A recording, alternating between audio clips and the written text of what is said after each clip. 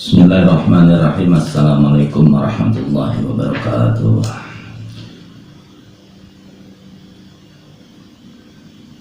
Al-Fatihah. A'udzubillahi minasyaitonir rajim. Bismillahirrahmanirrahim. Alhamdulillahirabbil alamin arrahmanir rahim maliki yaumiddin.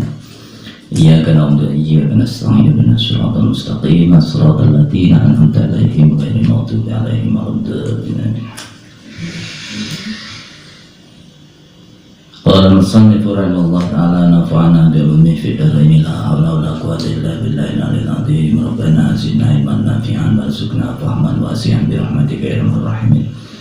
Rabbi shrah li sadri wa yassir li amri wahlul 'uqdatam min lisani yafqahu qawli. Subhanaka la ilma lana illa ma 'allamtana innaka antal alimul hakim.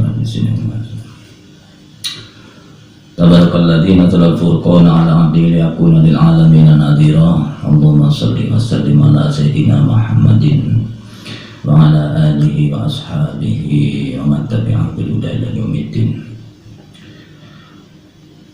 Bismillahirrahmanirrahim. Alhamdulillahilladzi ja'ala al-ilma arfa'a sifatil kamaliyah. Puji bagi Allah yang telah menjadikan ilmu sebagai setinggi-tingginya sifat kesempurnaan.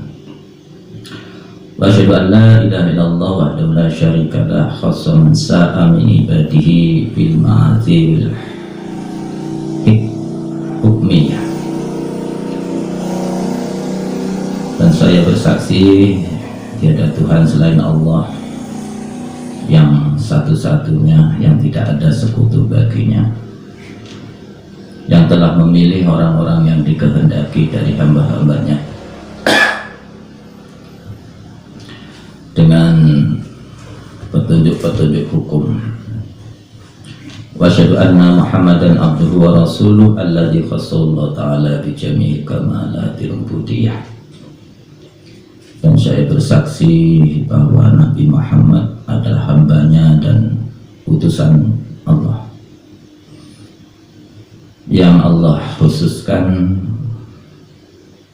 kepada beliau segala kesempurnaan pengabdian.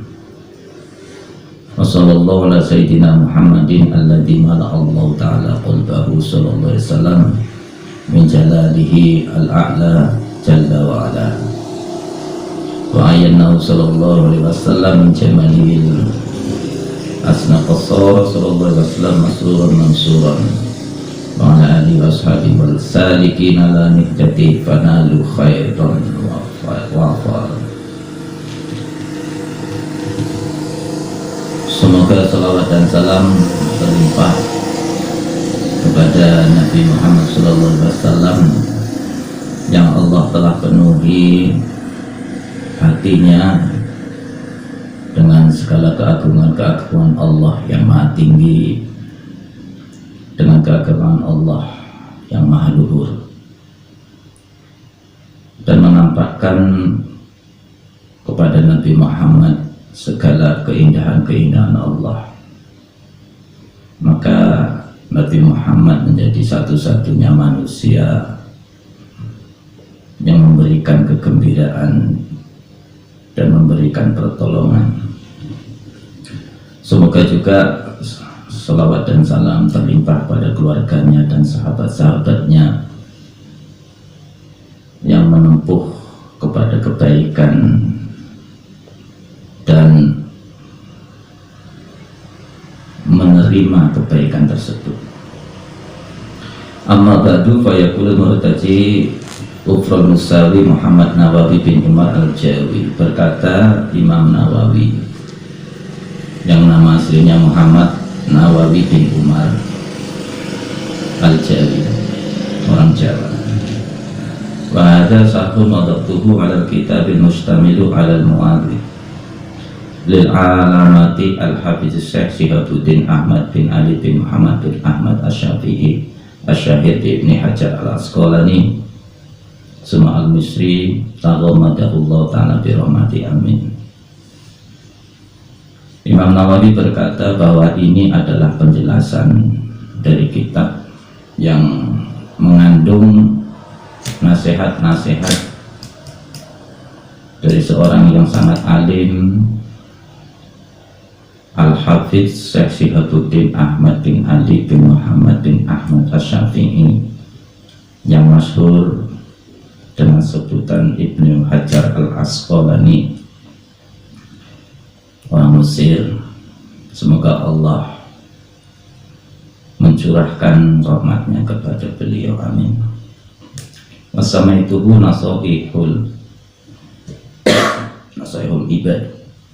Kemudian Imam Nawawi memberi nama syarah ini dengan nama Nasaihul Ibad fi bayani al-fadhi munabbihati alal istidadi liyaumil mihad, untuk menjelaskan lafaz-lafaz yang mengingatkan terhadap persiapan-persiapan untuk menghadapi hari-hari yang dijanjikan. Was'alullah al-karim an yanfa'al bihil muslimin, semoga Allah memberikan kemanfaatan kepada orang Islam, wa ayyaj'alahu akhiratan ila yaumiddin. Bismillahirrahmanirrahim. Jadi ini adalah kitab Nasaihul Ibad yang dikarang, sebenarnya bukan dikarang tapi lebih cenderung pada ditulis gitu ya. Kalau dikarang itu, karang itu bahasa Indonesia itu cenderungnya ya mengarang gitu ya, tapi ini cenderungnya ke ditulis atau karya gitu. Karya dari Muhammad Nawawi bin Umar Al-Jawi, yang beliau mengambil kitab ini menjadikannya sebagai sebuah kitab yang diambil nasihat-nasihatnya dari guru beliau, yaitu Muhammad bin Ahmad atau Syekh Shihabuddin yang terkenal dengan nama Ibnu Hajar Al-Asqalani.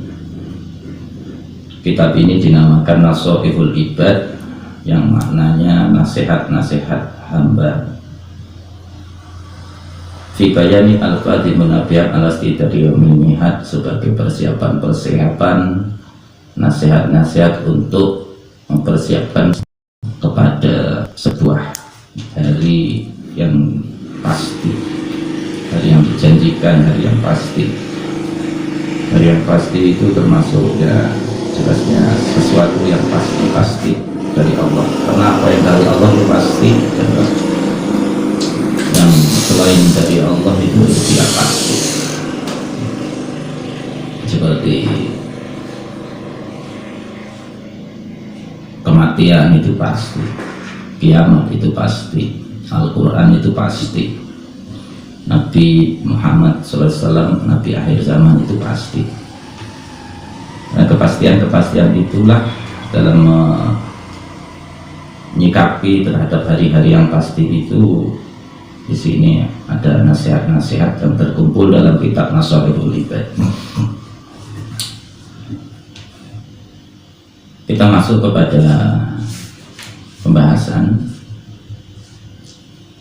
Bismillahirrahmanirrahim. Bismillahirrahmanirrahim. Wa tusannu inda tidai kulli umurin kari muhkiratin fa inna tarakaha fi awwaliha atabi'a fi asna'iha bi qauli bismillahi fi awwalihi wa akhirih. Lafaz bismillahirrahmanirrahim itu disunatkan dalam setiap memulai sesuatu perkara, yang perkara itu adalah perkara yang bagus. Apabila tertinggal dalam memulai perkara bagus, perkara ngaji, perkara kerja, perkara hal-hal yang bagus, ketika tertinggal maka disunahkan membaca di pertengahannya dengan Bismillahi fi awwalihi wa akhirihi. Biasanya ini kita mengenal Bismillahi awwalahu wa akhirahu itu pada ketika orang tua kita mengajari kita kalau makan dengan bismillah ya, nanti lupa baca bismillahnya di tengahnya, udah baca bismillahi awalahu akhirahu. Sebenarnya ini tidak cuma masalah ketika makan saja, namun ketika perbuatan itu baik, kalau terlupa dalam mengucapkan bismillah, maka disunahkan untuk membacakan bismillah di tengahnya dengan redaksi bismillahi fi awalihi wa akhirihi atau bismillahi awalahu wa akhirahu. Alhamdulillah fi kulli hin, puji milik Allah dalam segala waktu, zaman, wa awqatin, dan segala waktu. Wassalatu ala rasulihi asyrafil khalqi, semoga salawat tercurah kepada Rasulnya yang mulianya makhluk,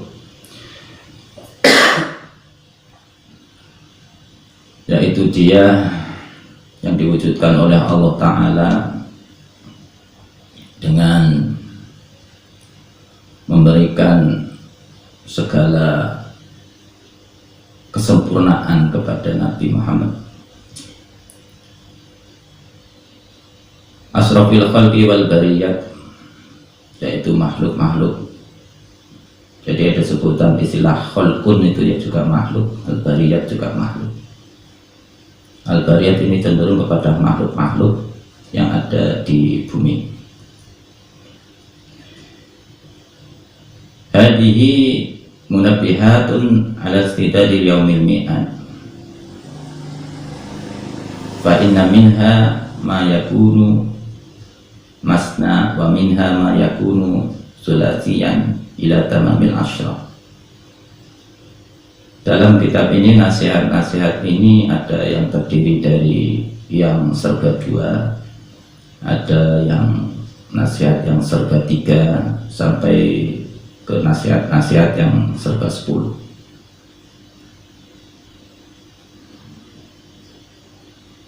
Wa jumlatul maqalat mi'atani wa arba'a asrata, dan jumlah makalah-makalahnya ada 214. Al-akhbaru khamsatun wa arba'un wal bawaqi ajarun, hadisnya berjumlah 45 dari 214 itu, dan sisanya itu adalah bentuk asar. Wa ana al-an uridu tabarrak bi tiyani hadisaini syarifaini jalilain. Fa hadisu awal ajazani bihi al-allamah Syekh Muhammad Khatib Asy-Syami Sumal Madani al-Hambali wa huwa min Ibnu Usman bin Abbas bin Usman an masyayikhi masyayikhi mutasilan ila Abi Darin al-Ghifari radhiyallahu anhu an Rasulillah sallallahu alaihi wasallam. Dalam menjelaskan ini, Imam Nawawi mengemukakan sebuah hadis yang diijazahkan dari Syekh Muhammad Al-Khatib, orang Sam. Hadis yang berasal dari Usman bin Abbas, dari Usman, dari gurunya, yang nyambung kepada Abi Dzar Al-Ghifari. Bunyi hadisnya, an Rasulillah sallallahu alaihi wasallam bima yurawiyahu an Rabbihi azza wa jalla, yurbihi an Rabbihi azza wa jalla. Jadi hadis yang diriwayatkan dari Rasulullah SAW terhadap apa yang sudah disampaikan dari Allah azza wa jalla, berarti hadis qudsi. Qala ta'ala, ya ibadi inni haramtu az-zulma ala nafsi wa ja'altuhu bainakum muharraman fala tadzalamu. Wahai hamba-hambaku, sesungguhnya aku Allah mengharamkan pada diriku sendiri kezaliman, maka saya menjadikan kezaliman itu sesuatu yang saya haramkan pada hambaku, padamu wahai hambaku. Fala tazulamu, maka janganlah kau saling menzolimi. Zolim atau aniaya, Allah itu sudah mengharamkan dirinya untuk tidak menganiaya hamba-hambanya. Aniaya itu bisa menyalahi janji atau bisa melakukan sesuatu yang tidak seharusnya. Kepada hambanya Allah itu tidak akan aniaya. Maka kezaliman atau aniaya itu juga Allah mengharamkan. Tidak ingin agar hamba-hambanya ini saling menganiaya kepada yang lain, karena kezaliman itu sendiri sudah diharamkan oleh Allah untuk dirinya sendiri. Allah sendiri tidak akan zalim, oleh sebab itu Anda sekalian jangan zalim. Maka zalim itu saya haramkan bagimu. Maka fala tazalamu, artinya Allah Subhanahu wa ta'ala ini menegaskan kalau saya sendiri tidak akan zalim, maka Anda sebagai manusia ciptaan saya seakan-akan berkata demikian. Ya jangan zalim, saya saja tidak pernah zalim, masa Anda kok zalim? Ya ibadi kullukum dhal illa man hadaituhu fastahduni. Wahai hambaku, semuanya engkau adalah dalam keadaan tersesat. Engkau semuanya tersesat, kecuali orang yang saya beri petunjuk padanya. Maka mintalah petunjuk kepadaku, saya akan tunjuki kamu. Penegasan Allah bahwa wahai hambaku, Anda itu nggak tahu apa-apa.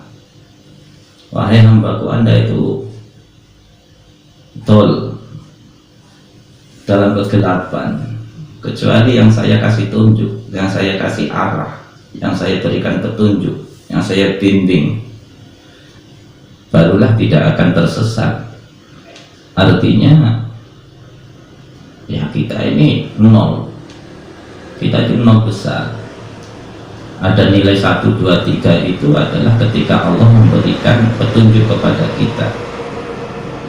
Tanpa petunjuk Allah, ya kita tetap dalam posisi nol, posisi tidak ada apa-apa. Fastahduni, maka minta petunjuklah engkau padaku, nanti saya akan beri petunjuk kepadamu. Atau dalam konteks lain mungkin hubungi stajib lakum, kamu doa ya saya kasih gitu. Yang ibadi kullukum ja'ibun illa man at'amtuhu fastad'imuni at'amukum ut'imukum. Wahai hambaku, Anda sekalian adalah dalam keadaan lapar, kecuali orang yang saya kasih makan. Maka mintalah makanan kepadaku, saya akan kasih makanan kepadamu. Yang ibadi kullukum ar illa man kasautuhu fastaghsuni akskum. Wahai hambaku, Anda sekalian itu dalam keadaan telanjang, kecuali orang yang saya beri pakaian kepadanya. Maka mintalah pakaian, nanti akan saya kasih pakaian yang kau minta. Yang ibadi innakum tukhti'una bil-laili wan-nahar wa ana aghfiru dzunuba jami'an fastaghfiruni aghfir lakum. Wahai hambaku, sesungguhnya engkau siang hari dan malam harinya itu penuh dengan kesalahan-kesalahan, dan saya itu mengampuni seluruh dosa-dosa. maka minta ampunlah kau padaku, saya akan berikan ampunan itu padamu. Ini penegasan-penegasannya jelas sekali. Artinya hadis ini melihat bahwa manusia itu posisinya memang nol semuanya. Bisa beramal itu, bisa bersih dari dosa itu bukan karena kita membersihkan dari dosa, tetapi karena Allah yang membersihkan kita. Kita terlihat baik itu bukan karena kita baik, tetapi karena Allah menutupi keburukan kita. Kita terlihat kenyang bukan karena kita yang mengenyangkan, tetapi karena Allah yang menghilangkan kelaparan kita. Ya ibadi law anna awwalakum wa akhirakum wa insakum wa jinnakum kanu ala atqa qalbi rajulin wahidin minkum ma zada dzalika fi mulki syai'an. Wahai hambaku, seandainya orang-orang sebelum kamu, sejak dari dulu yang awal-awal, wa akhirukum, dan orang-orang yang akhir, baik manusia dan jin, sejak dulu sampai nanti hari kiamat, itu semuanya at-taqul birojulin, itu takwa semuanya, menjadi orang yang paling takwa. Ada orang yang paling takwa seperti itu, anggaplah seperti Nabi Muhammad, semuanya di dunia yang paling takwa adalah Nabi Muhammad. Anggaplah dari awal dulu sampai akhir nanti orangnya takwa semuanya, seperti beliau Sayyidina Muhammad SAW, semuanya takwa semuanya, tidak ada yang dosa, tidak ada maksiat, tidak ada zina, tidak ada merampok, tidak ada, semuanya.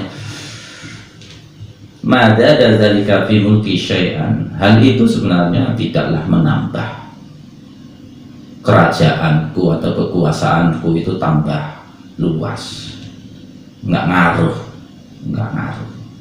tidak menambah kekuasaan Allah itu tambah. Karena kamu takwa terus saya jadi tambah puas, saya jadi tambah berkuasa, itu tidak, nggak ngaruh. Yang ibadi law anna awwalakum wa akhirakum wa insakum wa jinnakum kanu ala qalbi rajulin wahidin minkum mana qasazalika min mulki syai'an. Sebab baliknya, kalaulah manusia ini sejak awal sampai akhir, baik manusia maupun jin, sejak diciptakan dulu sampai nanti akhir kiamat, tak ada yang bagus, tak ada yang takwa, semuanya jahat, semuanya bangsat, semuanya umpamanya, maka hal itu juga tidak mengurangi kekuasaan Allah itu jadi bangkrut, enggak, tidak mengurangi sedikit pun dari kekuasaan Allah Ta'ala. Artinya ya enggak ngaruh, mau manusia ini jahat semuanya Allah enggak rugi, mau manusia ini baik semuanya takwa semuanya Allah tidak untung. Yang ibadi law anna awwalakum wa akhirakum wa insakum wa jinnakum qamu fi sa'idin wahidin wasabuni wa a'taitu kulla wahidin mas'alatahu ma naqasa zalika mimma indi illa kama yang usul muhitu idza adqala al-bahra. Wahai hambaku, jika saja orang-orang sejak dulu sampai nanti akhir, baik manusia dan jinnya, semuanya berkumpul dalam sebuah lapangan, dalam sebuah pagelaran besar, tanah lapang, dan setiap mereka diberi kesempatan untuk meminta semua masalahnya, memintakan semua permasalahannya, seluruhnya minta sakarete, sak karepe, sak kehendak hatinya. Semuanya meminta dari dulu sampai kiamat. Kemudian Allah mengkabulkan seluruh permintaannya. Permintaan seluruhnya dikabulkan oleh Allah. Mana qasa zalika mimma indi, itu sebenarnya ya tidak mengurangi apa-apa persiapan, apa-apa simpanan yang ada pada Allah Ta'ala, tak mengurangi, kecuali kurangnya diibaratkan sebagaimana jarum yang dimasukkan ke dalam lautan. Ada sebuah jarum kita celupkan dalam lautan, kita angkat jarum tersebut, ada yang netes dari jarum itu, ada yang netes dari jarum, titik tetesan dari jarum yang kita celup di lautan itu, yang netes itu ibaratnya hilangnya, kurangnya dari kekuasaan Allah itu cuma seperti tetesan itu. Itu seluruh permintaan manusia, jin, dari dulu sampai sekarang semuanya dikabulkan. Tidaklah berkurang kekayaan Allah, cuma diibaratkan bagaikan tetesan air yang netes dari jarum itu tadi, yang dicelupkan di lautan. Lautannya masih luas. Ya ibadi innama hiya a'malukum usiyalakum summa uwaffiyakum iya faman wajada khairan falyahmid Allah faman wajada ghaira dzalik fala yalumun illa nafsah. Maka wahai hambaku, sesungguhnya amalmu itu ya hanya untuk kamu, dan aku Allah akan memenuhi konsekuensi dari amal itu. Maka ketika kau mampu berbuat baik, kau berada dalam kebaikan, maka pujilah kepada Allah. Kalau engkau tidak dalam keadaan baik, ya sudah, jangan salahkan Allah.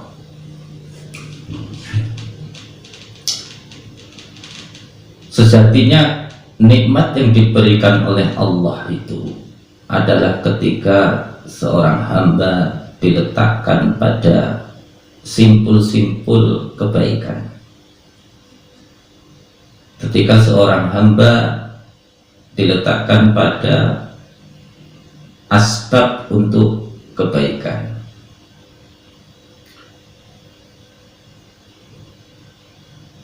Meletakkan seorang hamba pada simpul-simpul kebaikan itulah sebenarnya hakikat dari nikmat yang diberikan oleh Allah.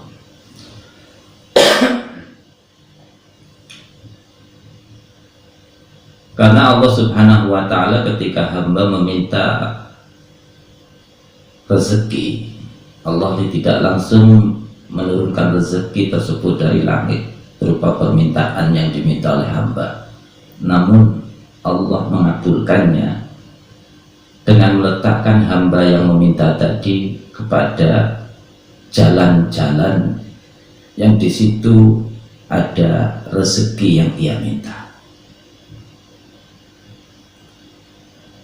Ketika minta petunjuk, Allah tidak langsung menunjukkan dari langit begitu, yang berdoa seorang hamba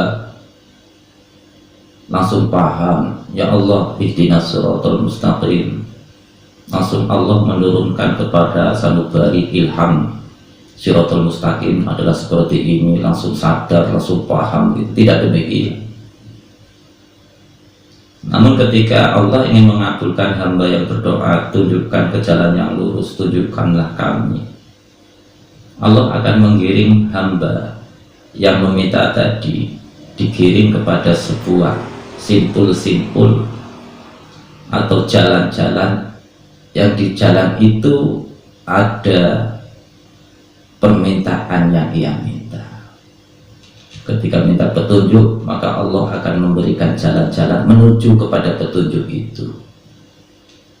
ketika kepingin pintar ngaji umpamanya, Allah akan menunjukkan jalan di mana ada tempat untuk mengaji. Ketika ingin rezeki yang banyak, uang yang banyak, maka Allah akan mengabulkan doanya dengan meletakkan sang pendoa tadi pada jalan-jalan rezeki itu, tidak langsung memberikan rezeki itu. Jadi sebuah pemberian Allah itu adalah yang paling top ketika Allah meletakkan hambanya pada simpul-simpul kebaikan, yang dengan diletakkan hamba tersebut pada simpul-simpul itu, maka orang lain, maka lingkungannya bisa mendapatkan kebaikan-kebaikan pada hamba yang diletakkan pada simpul itu. Dengan adanya diletakkan dia hamba sebagai hamba di suatu tempat, maka orang tempat itu yang tidak makan bisa terbantu makannya umpamanya, yang tidak berpakaian bisa terbantu pakaiannya karena dia berada di situ, yang tidak bisa membaca Al-Quran bisa membaca Al-Quran karena Allah meletakkan dia di situ, yang tidak bisa mencari kerja dapat kerja karena Allah meletakkan hambanya di situ. Maka beruntunglah bagi mereka yang diletakkan di posisi itu, sehingga sampai ke derajat orang yang paling mulia, yaitu baginda Nabi Muhammad SAW, Allah letakkan sebagai rahmatan lil alamin, dijadikan sebagai rahmatan lil alamin, dan artinya Allah pilih beliau Nabi Muhammad, yang dari beliau Nabi Muhammad alam ini mendapat rahmat yang ada di seluruh alam didapatkan melalui simpulnya Nabi Muhammad SAW. Maka Nabi Muhammad adalah makhluk manusia yang paling mulia karena Allah telah meletakkan pada simpul-simpul rahmatnya kepada beliau. Sebagai kita, sebagai umatnya manusia, maka sebagusnya meletakkan diri kita ya mungkin sesuai dengan hadis atau anfa'uhum linnas, bisa bermanfaat kepada orang lain. Karena kita mengambil tempat bisa bermanfaat kepada orang lain, maka itu adalah tempat mulia yang dari kita orang lain bisa makan, yang dari kita orang lain bisa minum, yang dari kita orang lain bisa berpakaian, bisa bekerja, bisa sekolah, bisa membaca, bisa mengaji, bisa takwa, bisa zikir dan sebagainya. Di tempat-tempat itulah kemanfaatan dari seorang hamba, dan hamba akan mulia ketika mampu menduduki tempat-tempat itu dan diberi petunjuk oleh Allah untuk menuju ke tempat-tempat yang dari tempat itu bisa bermanfaat kepada orang lain. Itu hadis pertama, hadis dari Abu Dzar Al-Ghifari, hadis qudsi. Wal hadis wasani, hadis yang kedua, ajazani bi al-alama Sayyid Ahmad Musbal Misri pada anajazani bi Sayyid Abdul Wahhab bin Ahmad Rahatus Syafi'i an masyayikhi musalsilan bi awliya ila Abdullah bin Amr bin As Ali Nabi al-Qol. Nah, selanjutnya hadis yang musalsal sampai kepada Abdullah bin Amr bin As. Ar-Rahimun yarhamuhumur Rahman tabaraka wa ta'ala. Yarhamu man fil ardi yarhamukum man fis sama. Orang yang mengasihi orang lain akan dikasihi oleh Zat yang Maha Pengasih, yaitu Allah Subhanahu wa ta'ala. Maka kasihanilah atau berbelas kasihanlah kepada orang siapapun yang ada di bumi, maka akan mendapatkan kasih sayang dari siapapun yang ada di langit. Kasihanilah, berbelas kasihanlah kepada orang yang di bumi, maka engkau akan dikasihi oleh yang di langit. Adapun yang dimaksud dengan mengasihi kepada orang yang di bumi, ini ada termasuk dari anak Adam, yaitu manusia, dan hewan-hewan yang memang tidak diperintah untuk membunuhnya, atau membunuhnya dengan cara yang ditetapkan oleh agama. Maka ketika mengasihani yang di bumi, baik berupa manusia maupun hewan-hewan yang memang tidak diperintah untuk membunuh, maka akan mengasihi atau dikasihani, hamba tersebut akan dikasihani oleh orang-orang yang ada di langit, oleh mereka yang ada di langit.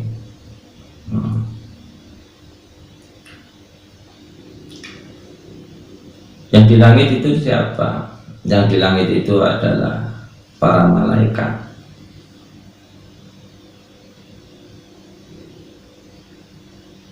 Ya, para malaikat, dengan memintakan rahmah dan ampunan pada Allah Subhanahu wa ta'ala. Adapun orang-orang yang atau penduduk langit itu adalah lebih banyak jumlahnya daripada penduduk bumi. Maka sebagisnya di sini wala yajuzu lisasin an yad'u jamil muslimin. Maka hendaknya memintakan rahmat kepada seluruh umat Islam, sebagaimana doa Allahumma ighfir ummata Sayyidina Muhammad, Allahumma hamd ummata Sayyidina Muhammad, dan sebagainya.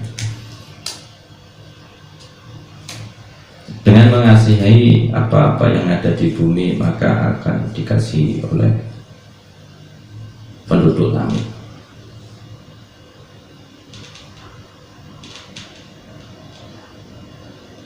Ruwiya al-Ghazali bin Naum faqila lahu ma fa'ala Allahu bika faqala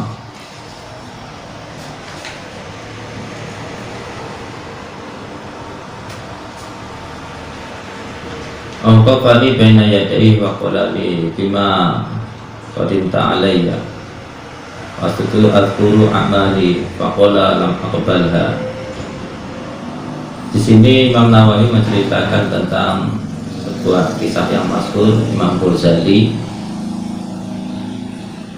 Setelah meninggalnya Imam Ghazali diimpikan oleh seseorang soleh.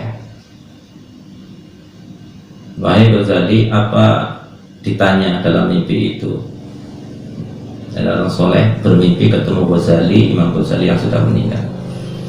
Ma fa'alallahu bika ya, wahai Ghazali, apa yang sudah Allah lakukan kepadamu? Ghazali menjawab, saya ketika berada di hadapan Allah, Allah bertanya, wahai Ghazali, kamu datang bawa apa? Kamu datang bawa apa?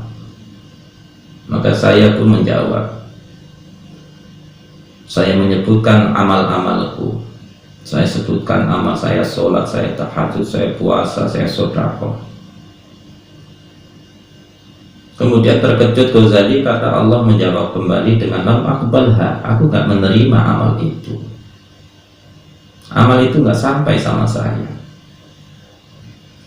Wa inama qubiltu minka data yaumin nazalat subabatun ala midadi qalamika litashruba minhu wa anta taktubu fatarakta alkitabata hatta aqadat hazzaha rahmatan biha. Yang saya terima itu adalah, kamu ingatkah ketika dulu engkau pernah sedang menulis sebuah ilmu, menulis sebuah kitab, kemudian ada seekor lalat yang hinggap pada tinta pena yang engkau gunakan untuk menulis, dan pada waktu itu engkau berhenti sebentar, membiarkan lalat ini meminum tinta yang Anda gunakan untuk menulis. Sementara engkau membiarkan itu bukan karena apa, tapi karena merasa kasihan terhadap lalat, sehingga membiarkan lalat itu meminum, menghilangkan haus, menghilangkan laparnya. Dengan perasaan itu, maka itulah amal yang saya terima dari kamu, wahai Ghazali. Amdu bi'abdi ilal jannah, dan sebab rahmatmu kepada lalat itulah maka engkau saya persilakan untuk masuk ke dalam surga. Nah, maka sebenarnya cara Allah memberikan penilaian itu memang kepada hamba itu memang di luar prediksi hamba. Namun secara umum Allah meletakkan ridhonya ada pada seluruh perintah-perintahnya, dan meletakkan murkanya pada seluruh larangannya. Sehingga kecil besarnya sebuah larangan, berat tidaknya sebuah perintah, itu sebenarnya bersumber dari satu, ya tetap dari Allah. Perintah yang ringan-ringan dan perintah yang berat-berat itu juga sama, yang merintah juga Allah. Larangan yang ringan, larangan yang berat-berat juga sama, yang merintah adalah Allah Subhanahu wa ta'ala. Maka ketika bertemu kita pada sebuah perintah yang mungkin itu sepele, idealnya kita tidak melihat kepada perintahnya itu, tetapi kita melihat kepada siapa yang memberi perintah itu. Kemudian ketika kita berhadapan dengan sebuah larangan, yang mungkin larangan itu sepele, namun jangan dilihat larangan sepelenya larangan itu, tetapi lihatlah siapa yang melarang itu, sehingga semuanya tetap, yaitu sumbernya satu, Allah Subhanahu wa ta'ala. Kemudian Imam Nawawi selanjutnya menyebutkan min asbabi husnul khotimah al-mu'azzibah ala hadid du'a. Salah satu dari sebab supaya husnul khotimah, Imam Syafi'i menyatakan, Imam Nawawi mengatakan untuk melanggengkan doa berikut. Doanya yaitu Allahumma akrim hadhil ummah al-muhammadiyah bi jamili awaidika fid daraini ikraman liman ja'alta min ummati sallallahu alaihi wasallam. Ya Allah, muliakanlah umat-umatnya Nabi Muhammad ini dengan segala keindahan janji-janjimu di surga, di dunia dan akhirat, sebagai kemuliaan bagi mereka yang kau telah jadikan menjadi umatnya Nabi Muhammad sallallahu alaihi wasallam.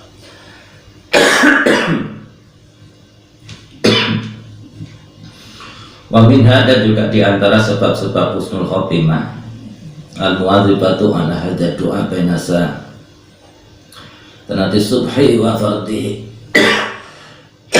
Allah, maaf ini patut baina sunnati subhi wa fardihi.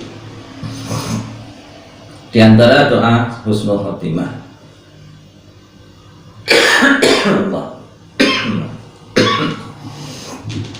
adalah melanggengkan atau membiasakan doa ini yang dibaca antara sunat subuh dan sholat subuhnya.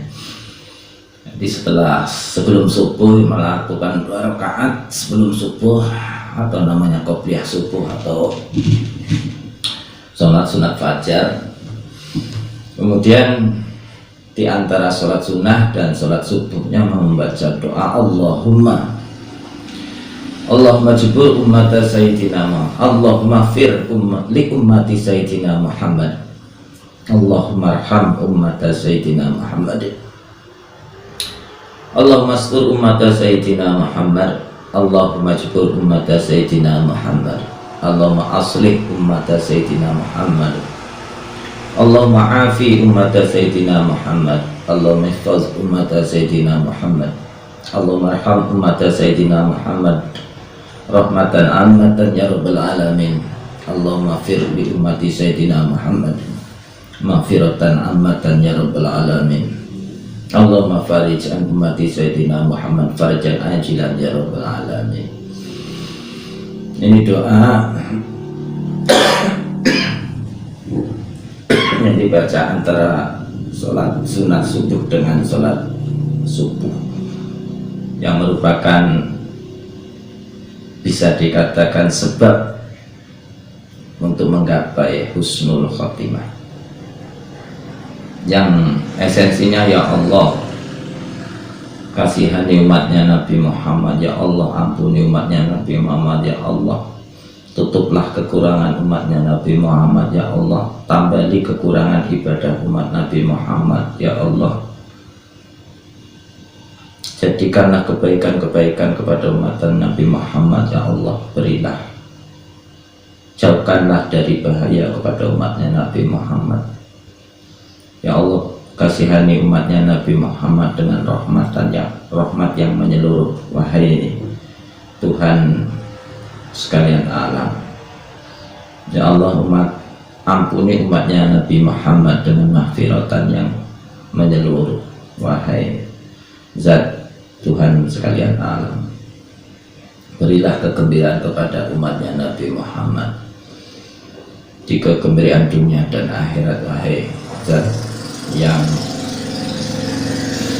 wahai Tuhan sekalian alam, doa ini bisa menjadi sebab husnul khotimah menurut Imam Nawawi. Wa minha mulazamati hadza doa wa ya rabbi kulli syai'in bi qudratil alim syai'i firli bi kulli syai'in wa la tas'alni an kulli syai'in wa la tuhasibni bi kulli syai'in wa a'tini kulli syai'in. Ada juga yang mengatakan, menyebut, Imam Nawawi juga menyebut doa selain itu, ada juga doa yaitu ya rabbi kulli syai'in, wahai Tuhan yang memiliki segala sesuatu, wahai Tuhan dari seluruh segala sesuatu, biqadrika ala kulli syai', dengan kekuasaanmu terhadap segala sesuatu, ihfirli kulla syai', maka ampunilah segala sesuatu yang ada padaku, wala tas'alni an kulli syai', dan janganlah engkau tanya terhadap segala sesuatu yang ada padaku, wala tuhasibni fi kulli syai', dan jangan kau hisab semua yang ada pada segala sesuatu, wa atini kulla syai'in, bila segala sesuatu yang kami butuhkan. Ini doa yang dijazakan dari Imam Nawawi kepada kita dengan riwayat dari Ibnu Hajar Al-Asqalani. Mungkin itu sebagai pembuka daripada pengajian kita Nasehatul Ibad pada kali ini. Semoga ada manfaatnya, yang mana inti dari pembukaan ini adalah dalam hadis, dua hadis ini mengajari kita untuk mengasihani apa yang di bumi supaya dikasihani oleh siapa yang ada di langit, dan juga mensyukuri ketika kita melakukan kebaikan dan mohon ampun ketika kita melakukan keburukan. Karena sebenarnya kesyukuran dan mohon ampun itu tidaklah berpengaruh kepada Allah, tetapi itu adalah akan kembali kepada diri kita masing-masing. Baiknya apapun kita tidak mempengaruhi kekuasaan Allah, jahatnya apapun kita tidak mempengaruhi kekuasaan Allah. Namun baik dan buruk itu akan berpengaruh pada diri kita masing-masing. Bersyukur ketika mampu melakukan kebaikan dan mohon ampun ketika jatuh kepada keburukan. Dengan bersyukur kita ya mendapatkan tempat mulia di sisi Allah. Dengan mohon ampun juga kita mendapat tempat mulia di sisi Allah. Semoga ada manfaatnya. Al-Fatihah. A'udzubillahi minasyaitonir rajim. Bismillahirrahmanirrahim. Alhamdulillahirabbil alamin arrahmanir rahim maliki yaumiddin. Iyyaka na'budu wa iyyaka nasta'in. Ihdinas siratal mustaqim. Shiratal ladzina an'amta 'alaihim. Allah salli wa sallim daiman abadan ala habibika khairil khalqi kullihim wal habibul ladzi turja syafa'atuhu likulli hawli minal ahwali muqaddahin ya rabbi bil mustafa wal maqasidana waghfir lana ma madha ya wasi'al karami ya arhamar rahimin ya arhamar rahimin ya arhamar rahimin farij 'alal muslimin sallallahu rabbuna 'ala nuril mubin Ahmad al-Mustafa sayyidil mursalin wa 'ala alihi wa sahbihi ajma'in. Taqabbalallahu minkum. Assalamualaikum warahmatullahi wabarakatuh.